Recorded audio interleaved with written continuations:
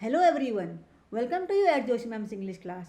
आज हम एक्सप्लेन करने वाले हैं फ्लेमिंगो बुक का first chapter the last lesson, जिसको लिखा है अल्फोंस डाउटेट ने, जो कि फ्रांसीसी नोवेलिस्ट और शॉर्ट स्टोरी राइटर हैं। This lesson is set during the French Prussian war 1870-71 में, जिसको बिस्मार्क के नेतृत्व वाले प्रशिया ने फ्रांस के दो डिस्ट्रिक्ट अल्सेक और लोरेन को अपने अधीन कर लिया था। अब बर्लिन से ऑर्डर आता है कि इन दोनों ही डिस्ट्रिक्ट्स के स्कूलों में फ्रेंच लैंग्वेज के स्थान पर जर्मन लैंग्वेज पढ़ाई जाएगी। अब इस वॉर का इन दोनों ही डिस्ट्रिक्ट के लोगों पर क्या प्रभाव पड़ा और अपनी मदर टंग कितनी इम्पोर्टेंट है सबके लिए, यही स्टोरी की मेन थीम है। मिस्टर हेमल और लिटिल फ्रेंच इस स्टोरी के मेन करेक्टर्स हैं। दोनों ही एल्जैक को बिलोंग करते हैं। मिस्टर हेमल फ्रेंच लैंग्वेज के टीचर हैं और फ्रेंच उनका स्टूडेंट है। अब स्टोरी बताती है कि इस वॉर ने उनकी ज़िंदगी कैसे बदल दी। अब नरेटर कहता है कि वह स्कूल के लिए बहुत ही लेट निकलता है, क्योंकि मिस्टर हेमल ने उनसे पार्टिसिपल का टेस्ट लेना था, जो कि उसे बिल्कुल भी याद नहीं थे। तो डांटे जाने के डर से उसने सोचा कि आज का दिन स्कूल से बाहर ही स्पेंड किया जाए, क्योंकि बाहर मौसम भी बहुत सुहावना था। उधर प्रशियन सैनिक अभ्यास कर रहे थे, सब कुछ आकर्षक था। परंतु फिर लेखक ने यानी कि फ्रेंच ने अपने मन पर अपने लालच को कंट्रोल किया और जल्दी जल्दी स्कूल के लिए चलता गया। नरेटर विद्यालय की ओर जा रहा है। रास्ते में टाउन हॉल के पास बुलेटिन बोर्ड की ओर उसने देखा कि वहाँ बहुत सारी भीड़ थी। पिछले 2 साल से बर्लिन से बुरी खबरें वहाँ पर आ रही थी, लेकिन उस सब को उसने ध्यान न देते हुए शीघ्रता से विद्यालय की ओर जाने के लिए सोचा। रास्ते में वॉचर कहता है कि अरे बच्चे, इतनी तेजी से मत चलो, अभी विद्यालय पहुँचने में बहुत टाइम बचा है। लेकिन नरेटर बिना उसकी परवाह किए हुए सीधे मिस्टर हेमल के छोटे बगीचे तक पहुँच गया।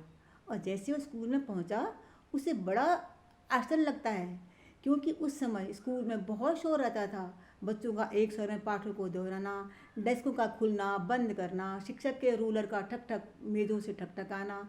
But everything was very quite on that day, जैसे कि संडे मॉर्निंग हो।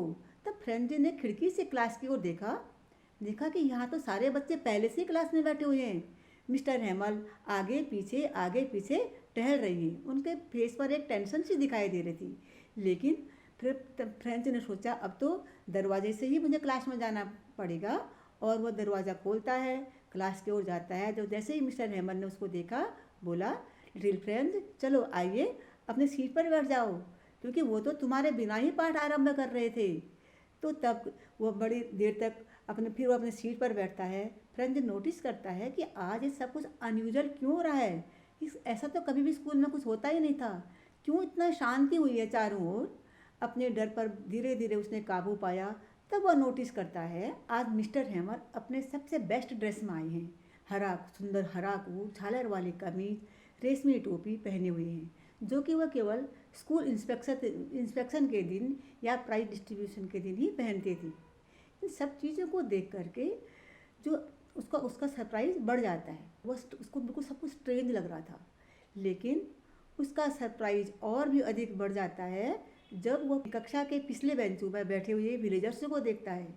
जब फ्रेंच इन सब अनयूजुअल चेंजेस को देख ही रहा था, तभी मिस्टर हेमल अपने चेयर के सहारे खड़े होते हैं। ऐसे उन्होंने एक ड्रेडफुल अनाउंसमेंट किया और गंभीर और विनम्र आवाज़ में बोले, मेरे बच्चों, it was their last French lesson. वर्डन से ऑर्डर आया है कि अब अस्लेक और लोरेन के विद्यालयों में केवल जर्मन भाषा ही पढ़ाई जाएगी। कल से आपके नए अध्यापक आ जाएंगे। यह तुम्हारा अंतिम फ्रेंच लेसन होगा, और मैं चाहता हूँ कि आज तुम सब लोग इस लेसन को ध्यान से सुनो जो आज पढ़ाया जाएगा। यह सुनते ही फ्रेंच तो बहुत शॉक्ड हो गया। उसे अपने पाठ लर्न न करने का बहुत अफसोस हुआ।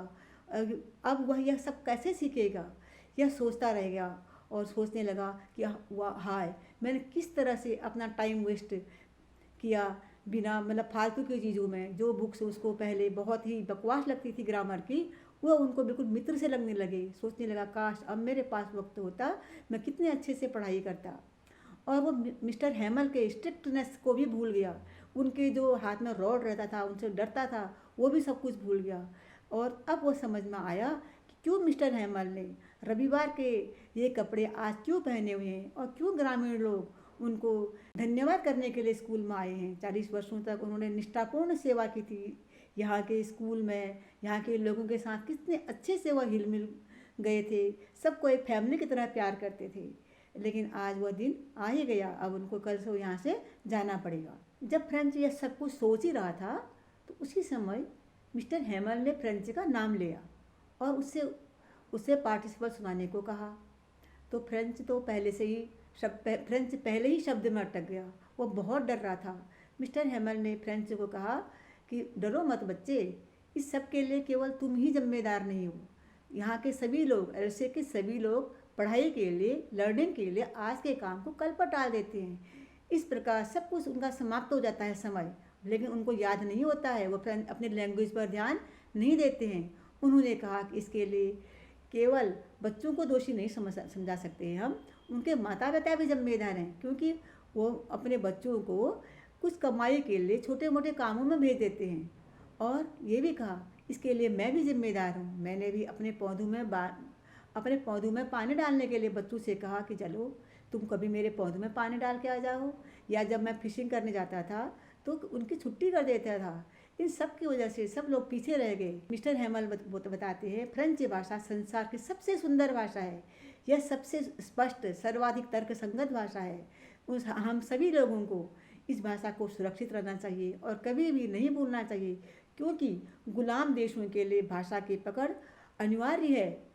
यह कैद से बाहर निकलने की कुंजी है। मिस्टर हैमल ने फिर अपनी ग्रामर की बुक पकड़ी और हमें लास्ट लेसन पढ़ाया। French was amazed. French amazed हो जाता है कि आज उसे सब कुछ समझ में आ रहा है। आज ऐसा लग रहा है कि मिस्टर हैमल एक ही प्रयास में अपने सभी बच्चों को सब कुछ देना चाहते हैं जो कि उनको आता है। मिस्टर हैमल चाहते हैं कि सब बच्चों को सब कुछ अच्छे से याद हो जाए, फ्रेंच अपनी भाषा के प्रति लगाव हो जाए। इस दिन मिस्टर हैमल सब कुछ बच्चों के मस्तिष्क में भर देना चाहते थे, वो जो कुछ भी जानते थे। उसके बाद हैमल ने व्याकरण के बाद राइटिंग सिखाई। मिस्टर हैमल सभी के लिए नए नए नोटबुक लाए थे, जिसमें ऊपर से लिखा था फ्रांस एल्सेक, फ्रांस एल्सेक। ये छोटे छोटे शब्द झंडे की तरह लग रहे थे, जैसे फ्रांस का सम्मान कर रही हों। जब सब अपने काम में व्यस्त हो गए, छोटे छोटे बच्चे भी बिल्कुल पिन ड्रॉप साइलेंस, वो भी बिल्कुल शांत थे। मात्र कागज़ में लिखने के रगड़ की आवाज़ आ रही थी। और उसी समय कुछ बीटल्स कमरे में उड़कर रख के आ गए, लेकिन उस पर भी किसी बच्चों का भी ध्यान नहीं दिया, क्योंकि सब लोग अपने लिखने में व्यस्त थे। सब लोग अंदर से गंभीर हो रहे थे। उसी समय छत में कुछ कबूतरों की गुटर गुटर की आवाज़ आ रही थी। तो फ्रेंच सोचता है मन ही मन में, क्या वो जर्मन लोग इनको कबूतरों को भी जर्मन सिखाएंगे। फ्रेंच कहता है जब मैंने कापी से सर ऊपर उठा के देखा तो मिस्टर हैमल अपनी कुर्सी पर बैठे चारों ओर टकटकी लगाकर ऐसे देख रहे थे, मानो वह ये सब कुछ अपने माइंड में बिठा लेना चाहते थे। बगीचे में अखरोट के वृक्ष बड़े हो गए थे। हाफ पॉइंट की जो बेल उन्होंने खुद लगाई थी वो खिड़कियों से ऊपर लिपट कर ऊँची हो गई थी। ये सब सोचकर उनका दिल बैठा जा रहा था। तभी दूसरे रूम में उसकी बहन की कुछ सामान के पैकिंग करने की आवाज़ आ रही थी। क्योंकि उन्होंने अगले ही दिन देश छोड़ करके जाना था। अब सुलेख के बाद इतिहास का पाठ आरंभ हुआ। छोटे छोटे बच्चे बी बू बे बो बोल कर याद कर रहे थे। बूढ़े हांसर भी अपने लिए एक प्राइमर की बुक लेके आए थे। उसी समय चर्च की घड़ी ने 12 बजाए और ईसाई प्रार्थना की बेल बजी। ठीक उसी क्षण पर्शियन सैनिकों के नगाड़े बजे। मिस्टर हैमल अपनी कुर्सी पर खड़े हो गए और बोले, मेरे मित्रों, लेकिन वो कुछ कह नहीं पाए। उनका गला चौक हो गया और ब्लैक बोर्ड की ओर मुड़े और अपनी चौक उठाई और पूरी शक्ति लगा करके उन्होंने बड़े अक्षरों में लिखा, we love France, means France जिंदाबाद। तब वह रुके, दीवार की ओर झुकते हुए बिना कुछ शब्द बोले अपने हाथों से उन्होंने संकेत किया कि अब स्कूल समाप्त हुआ और आप जा सकते हो। तो बच्चों, अब मैं बिलीव करती हूँ कि आपको ये स्टोरी समझ में आ गई होगी। अब इस स्टोरी के अकॉर्डिंग हमने कुछ क्वेश्चन आंसर से नीचे लिंक में दिए हैं, आप उनको वहाँ से देख लीजिएगा। अगर आपको हमारा ये वीडियो पसंद आया है तो प्लीज़ इसको लाइक कीजिए, अपने फ्रेंड्स को शेयर कीजिए और हमारे चैनल को सब्सक्राइब कीजिए।